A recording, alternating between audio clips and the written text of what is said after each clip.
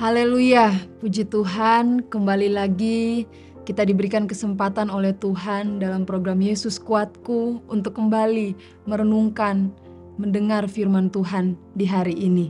Itu sebabnya kita mau ambil kesempatan ini dengan baik untuk kembali diingatkan kembali oleh firman Tuhan di sepanjang hari ini. Mari sama-sama Bapak Ibu Saudara, sebelum kita mendengarkan firman Tuhan, kita satu dalam doa. Bapa kami yang berada dalam kerajaan surga, Bapa yang kami panggil di dalam nama Tuhan Yesus Kristus.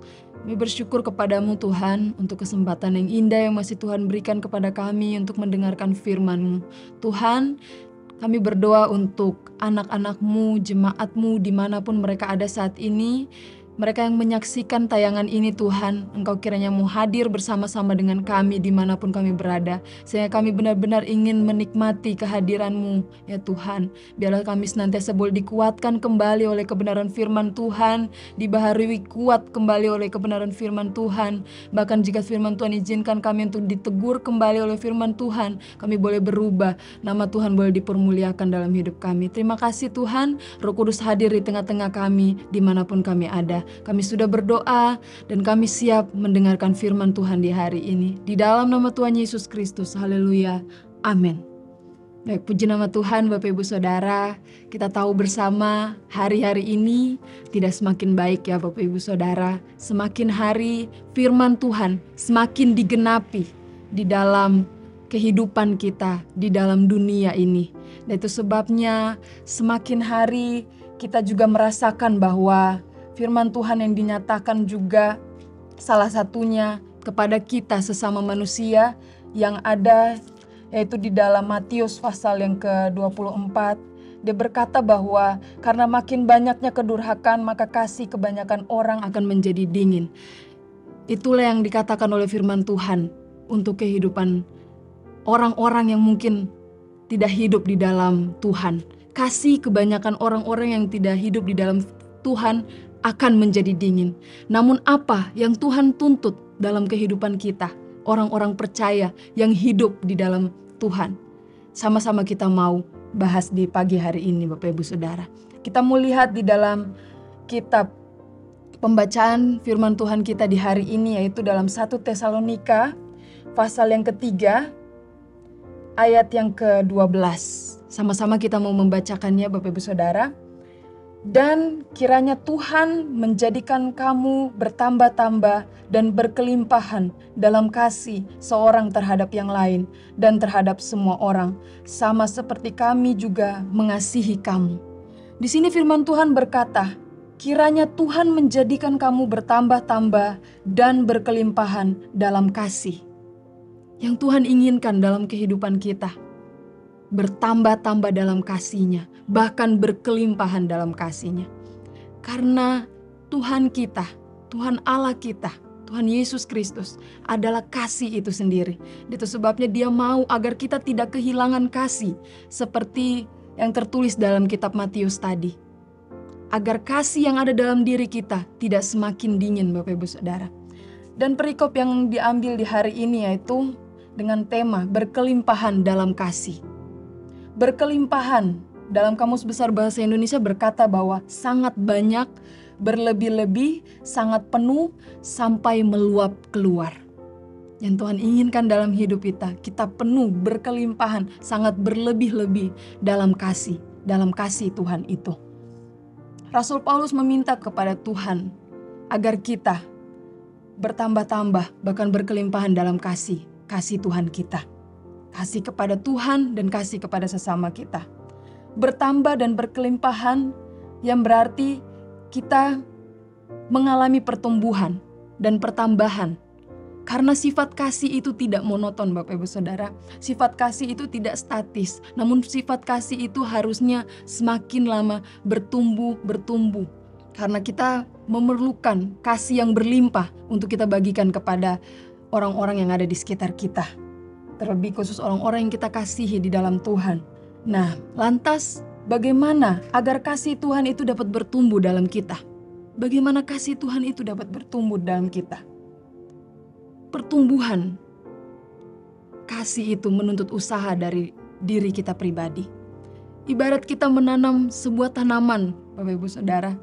Tanaman itu kita tanam dari biji yang kecil, contoh saja rambutan, kita tanam dari biji yang kecil, sehingga itu tanaman itu bisa bertumbuh menjadi pohon rambutan yang kecil, namun dia bisa bertumbuh lagi menjadi pohon rambutan yang besar dan menghasilkan buah yang berlimpah.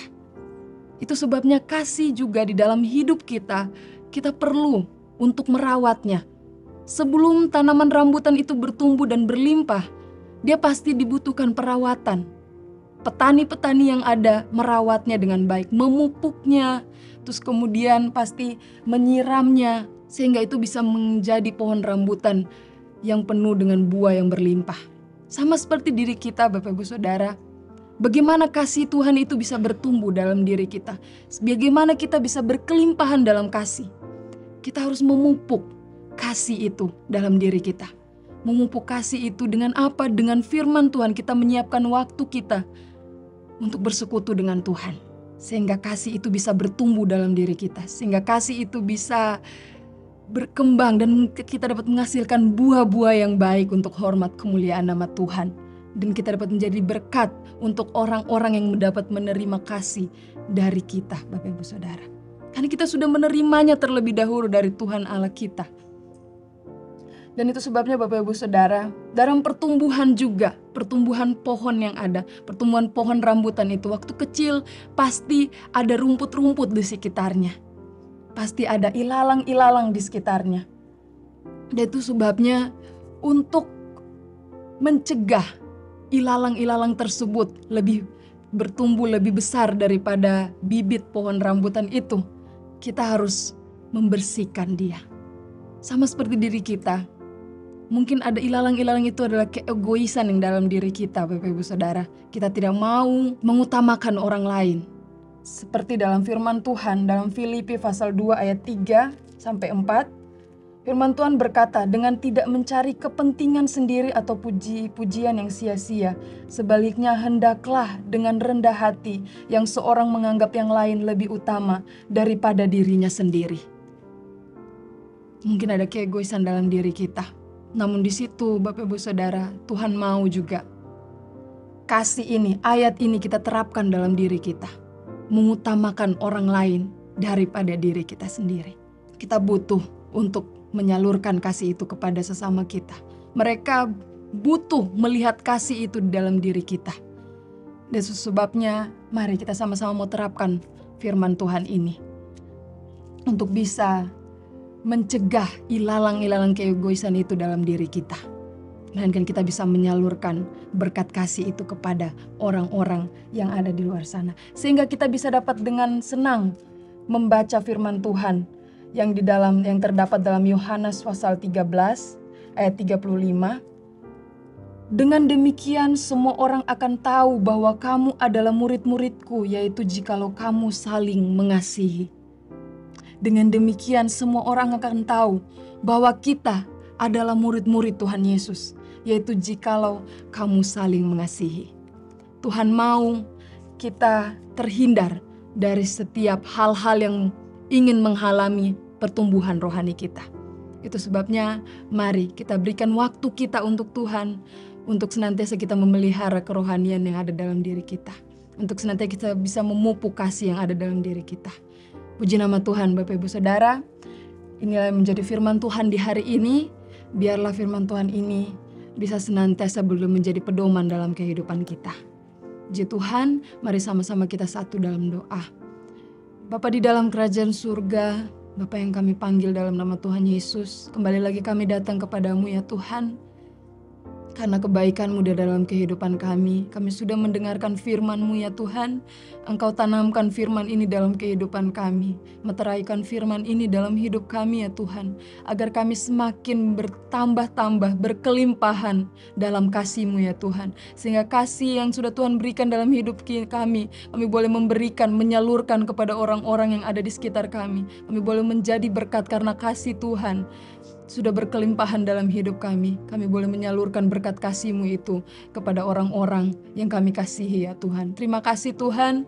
Kami berdoa juga untuk jemaat Tuhan dimanapun mereka ada saat ini, yang menyaksikan tayangan ini. Tuhan berkati kehidupan mereka ya Bapa. Apapun yang menjadi aktivitas mereka di sepanjang hari ini, pekerjaan mereka, pendidikan mereka, Tuhan sertai mereka, Tuhan berkati mereka. Biarlah Tuhan jadikan mereka berkat-Mu dimanapun mereka ada, kebijaksanaan mengikuti kehidupan mereka kemanapun mereka melangkah. Terima kasih Tuhan Yesus, terima kasih Allah yang hidup. Biarlah firman ini terus bertumbuh dan bertambah-tambah dalam hidup kami. Kami sudah berdoa dalam nama Tuhan Yesus Kristus. Haleluya. Amin. Bersama Yesus aku kuat.